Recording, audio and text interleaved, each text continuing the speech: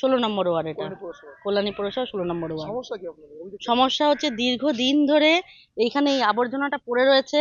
আমরা দীর্ঘদিন প্রায় 1.5 মাসের উপরে আমরা কাউন্সিলরকে জানিয়েছি। কাউন্সিলরের বক্তব্য হচ্ছে তিনি হচ্ছে এটা পরিষ্কার করাবেন না।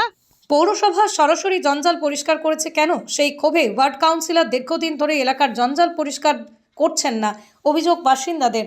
সামনেই ওয়ার্ডের এক বাসিন্দার বাড়িতে অনুষ্ঠান, প্যান্ডেলের সামনে পাহাড় সমান জঞ্জাল। কাউন্সিলরকে পরিষ্কার করার আবেদন জানাতে গেলে জমা নেয়নি আবেদনপত্র। জঞ্জাল আবর্জনা পরিষ্কার করব না, পৌরসভাকে দিয়ে সরাসরি করাক, নিজের সিদ্ধান্তে অনড় কাউন্সিলর। নদিয়ার কল্যাণী পৌরসভার 16 নম্বর ওয়ার্ডের ঘটনা। প্যান্ডেলের সামনেই পাহাড় সমান জঞ্জাল দীর্ঘদিন ধরেই পড়ে রয়েছে। কাউন্সিলরের অভিযোগ, এর আগেও একটা অনুষ্ঠান হয় ওই বাড়ির, তখন সরাসরি পৌরসভাকে আবেদন করে জঞ্জাল পরিষ্কার করেছিল।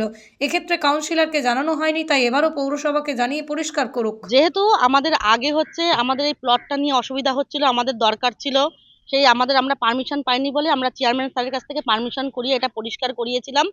করানোর পর যে জঞ্জালগুলো ছিল সেখানে পড়ে রয়েছে, ওনার বক্তব্য হচ্ছে যে যেহেতু পৌরসভার থেকে পারমিশন নিয়ে আমরা এটা পরিষ্কার করিয়েছি, তাই পৌরসভাতেই জানাতে হবে।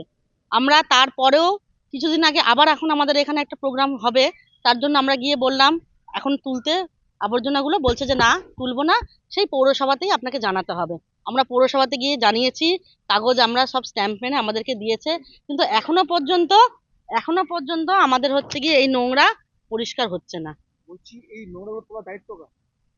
অবশ্যই আমাদের ওয়ার্ড অফিসে যে কাউন্সিলর স্যার রয়েছেন তার। না তুলছে না। এই শুধুমাত্র পৌরসভাতে পারমিশন আগে করেছিলেন বলে এই কারণে না? হ্যাঁ অবশ্যই, যেহেতু এখানে হচ্ছে গিয়ে মা দুর্গা সোসাইটি তুলসীবন করেছিল, তা তুলসীবন হচ্ছে গিয়ে করা হয়েছিল, আমাদেরকে বলেছিল যখন দরকার লাগবে আমাদের তখন হচ্ছে বেড়াটা খুলে দেওয়া হবে, এখানে বেড়া দেওয়া ছিল। তো যেহেতু উনি পারমিশন দিয়েছিলেন এটা করতে, তো বলে যখন আমি পারমিশন দিয়েছি তাহলে আমি আবার কি করে এটাকে তুলতে বলবো। যেহেতু আমাদের হচ্ছে শ্রাদ্ধ শান্তি হয়েছিল, আমার ঠাকুমার শ্রাদ্ধ শান্তি হয়েছিল এখানে, তার জন্য হচ্ছে গিয়ে আমরা পৌরসভাতে পারমিশন নিয়েই সবটা করিয়েছিলাম। তাই ওনার হচ্ছে গিয়ে উনি একটু ক্ষোভ প্রকাশ করেছেন যে ওনাকে মানে বাদ দিয়ে আমরা কেন এখানে গেছি। অ্যাকচুয়ালি তো ওনাকে বাদ দিয়ে আমরা যাইনি, আমরা প্রথমে ওনার কাছেই দ্বারস্থ হয়েছিলাম। উনি আমাদেরকে আমাদের সমস্যার সমাধান করতে পারেননি বলেই। জমিটা তো ফাঁকা প্লট, ভ্যাকেন্ট প্লট। আমরা যখন গেলাম পারমিশন করতে তখন বলছে ভ্যাকেন্ট প্লট। এখন যে পারমিশন করেছেন টাকা জমা দিয়েছেন কাকে? পৌরসভায়। পৌরসভাতে? একদম। এই পাড়ার নোংরা কারা পরিষ্কার করে?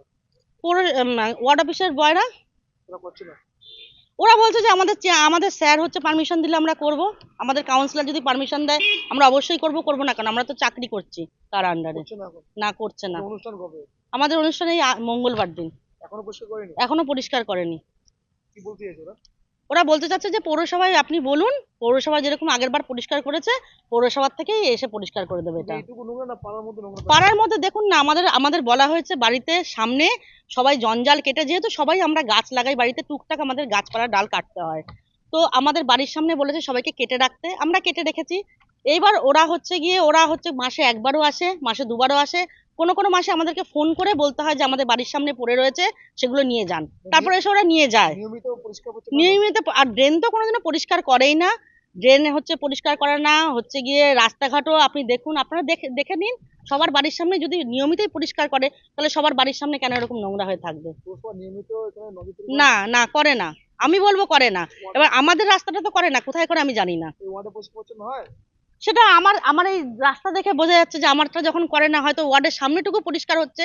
আপনি ওয়ার্ডের সামনে যান, দেখেন মনে হয় পরিষ্কার পাবেন, আমি ঠিক জানি না। আমার নাম পিঙ্কি ঘোষ দে।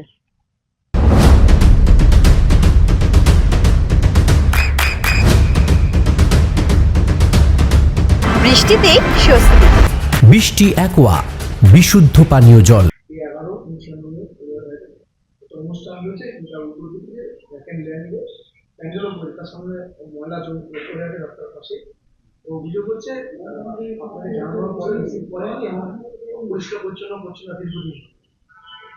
প্রথমে বলে রাখি, এর আগে ওখানে একটা অনুষ্ঠান হয়েছিল এবং সেখানে তারা সরাসরি পৌরসভার চেয়ারম্যানের কাছে অ্যাপ্লিকেশন করে জমা দিয়েছিলেন। কাউন্সিলরের যে অফিস, ওয়ার্ড অফিস, তার থ্রু দিয়ে ওনারা কোনো তখন অ্যাপ্লিকেশন থ্রু করাননি। তারপরে আমি শুনি যে পৌরসভা থেকে এসে ওই প্লটটা পরিষ্কার করে দিয়েছে এবং তার উপরে তারা অনুষ্ঠান করেছে। এখানে উল্লেখ করা যেতে পারে যে ওখানে একটা কিন্তু মা দুর্গা সোসাইটি একটা তুলসীর বন তৈরি করেছিলেন। সেই বন সমস্ত তুলে দিয়ে ওখানে অনুষ্ঠান হয়। ওখানে প্রচুর পার্থেনিয়াম হতো, সেই জন্য আমাদের সঙ্গে কথা বলে মা দুর্গা সোসাইটি ওখানে তুলসী গাছে চারা রোপণ করেছিলেন এবং পৌরসভা থেকে সেই সমস্ত গাছ তুলে দিয়ে ওনাদের অনুষ্ঠানের জন্য অনুমতি দেওয়া হয়। তখন কিন্তু আমাদের ওয়ার্ড অফিসে ওনারা কিন্তু কোনো চিঠিও দেননি এবং জানাননি যে ওখানে অনুষ্ঠান হবে, আমরা পরে জানতে পারি। কাজে এখন আমার বক্তব্য অত্যন্ত স্পষ্ট, ওনারা এর আগেও যেভাবে চেয়ারম্যানকে দিয়ে ওই জায়গাটা পরিষ্কার করে অনুষ্ঠান করেছেন, এবারও তারা চেয়ারম্যানের ওখানে দিয়ে এই কাজটা করিয়ে নিতে পারেন। এখানে আবার বলে রাখি যে আমাদের কিন্তু 30 দিনই কিন্তু ভ্যাটের গাড়ি প্রতিটি বাড়ির দরজায় যায়। তা আমার এখানেই প্রশ্ন যে যেখানে আমি 30 দিনই সার্ভিস দিচ্ছি প্রতিটি নাগরিককে, সকাল 6:30 থেকে 10টা পর্যন্ত আমাদের ভ্যাটের গাড়ি ওনার বাড়ির সামনেও যায়, তাহলে ওখানে এত জঞ্জাল কোত্থেকে এলো, এত প্লাস্টিক কোত্থেকে এলো, এটা আমার প্রশ্ন। আর অনুষ্ঠানের ব্যাপারে ওনারা আগে যে পদ্ধতিতে কাজ করিয়েছেন ওনারা সেই পদ্ধতিতেই করিয়ে নিন, আমার তো কোনো আপত্তি নেই। ওয়ার্ডে জানানি এইবারে যে ওনার অ্যাপ্রোচের আমার কাছে যে অনুষ্ঠান করবেন আমার কাছে কোনো খবর নেই। ওনারা বলছেন অ্যাপ্লিকেশন দিতে এসেছেন, আপনারা জমা নেবেন। জমা নিতে এইটাই কারণ উনি আগের বার যে পদ্ধতিতে কাজ করিয়েছেন এবারে সেই পদ্ধতিতেই করান। আগের বার তো তখন আমার জানানি যে অনুষ্ঠান পারমিশন পেলেন কিভাবে, যেভাবে আগের বারে পারমিশন পেয়েছেন এবারে সেইভাবে পারমিশন করে নিন, আমার কোনো আপত্তি নেই। ওয়ার্ডকে অ্যারেস্ট করে যদি ডাইরেক্ট আগের বারে সরাসরি চেয়ারম্যানকে দিয়ে চিঠি করে এই কাজটা তারা করিয়েছেন। কাজে তখন তারা আমাকে জানাননি, কাজে এইটা একটা পদ্ধতি, তা ওনারা এইভাবে ওই পদ্ধতিতে কাজ করিয়ে নিন, আমার কোনো আপত্তি নেই। পদ্ধতি কি যে ওয়ার্ডের কাজ ওয়ার্ড কাউন্সিলরকে দিয়ে করতে হবে, এটা তো এটাই পদ্ধতি, এটাই নিয়ম এবং এটাই রেজলিউশন আছে বিওসিটি যে অন্য কোনো কাউন্সিলর বা কেউই এই ব্যাপারে ইনভলভ হবেন না। আমরা কোনো ওয়ার্ডের ব্যাপারে আমরা ইনভলভ হই না, আমি হই না, অন্যরা হন না আমার ব্যাপারে। এটা কি করে হলো সেটা চেয়ারম্যানই বলতে পারে, আমি সে কথা বলবো না, সেটা চেয়ারম্যানই বক্তব্যটা রাখতে পারবে। নদিয়া ধীরাজ কৃষ্ণচন্দ্র এই মন্দির প্রতিষ্ঠা করেছিলেন। যখন চারদিকে বর্গী আক্রমণ শুরু হলো তখন ওনার ফ্যামিলি রক্ষা করার জন্যে উনি এখানে এসেছিলেন এবং বর্গীদের ভয়েই এখানে শিব প্রতিষ্ঠা করলেন, কারণ বর্গীরা হচ্ছে শৈব অধিষ্ঠিতবত শিব। তাই শিব প্রতিষ্ঠা করলেন 1754 শতাব্দে, 1754 খ্রিস্টাব্দে, আর এটা শিলালিপি আছে 1676 শতাব্দে। তখন থেকে আমাদের এই শিবরাত্রি হয়ে আসছে। ভূমি একাদশী মেলা 18 দিন পর এটা শেষ অনুষ্ঠান হয় শিবরাত্রি। সারা 4 প্রহরী পুজো হয় রাত্রিবেলা। এখানে অবশ্য 1 প্রহরে পরপর 4 প্রহরের পুজো হয়। এই শিবরাত্রির উপকার আছে যে এই আজকের দিনে মানে শিবরাত্রির দিনে যারা উপবাস করে শিবের মাথায় জল ঢালবে ভক্তি নিয়ে, তাতে উনি সদয় হন। একটা ছোট্ট কাহিনী আছে, এক ব্যাদ তিনি গিয়েছিলেন শিকার করতে গভীর জঙ্গলে, করতে করতে রাত্রি হয়ে গেছিল। শিকারকে নিয়ে উনি বাঘের বা যাই ভয় হোক একটা বেল গাছে উঠেছিলেন এবং তখন প্রচণ্ড ঠান্ডা, শিশির পড়ছে। এমত অবস্থায় ওই বেল গাছের নিচেই শিব এবং দুর্গা থাকতেন এবং ওইখানে উনি যখন ঠান্ডাতে খুব কাঁপছেন, বুবু করে আওয়াজ হচ্ছে মুখে, ওইটা পড়েছে আর বেলপাতা হাতে লেগে বেলপাতা ছিঁড়ে শিশিরের মাখানো জল শিবের মাথায় পড়েছে। তখন ঘোষণা হলেন নিজের থেকে, দেবাদিদেব করলেন, কে বলে ভক্ত আমার মাথায় আজকের এই চতুর্দশীতে বেলপাতা জল দিলেন।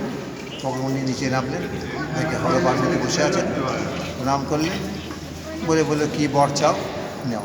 এই হচ্ছে একটা ছোট্ট উপাখ্যান। এতে বোঝা যাচ্ছে যে শিবরাত্রির দিনে একটু বেলপাতার জল প্রভুর মাথায় দিলে তিনি সন্তুষ্ট হন। এখানে তাই হবে।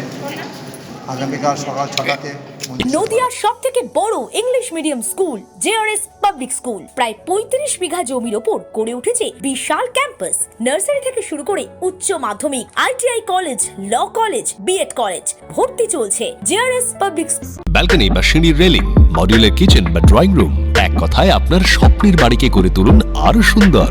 Chakdah ply centre, gorgeous look বা কোয়ালিটি সবে 3 number 1 Chakdah ply centre. Chakdah ply centre, KBM, Chakdah, Nadia. করবেন কেন করবেন বুঝতে পারছেন না তো? সঠিক গাইডলাইন পেতে আজই আসুন নদিয়ার চাকদাতে নিবেদিতা প্রাইভেট লিমিটেডে।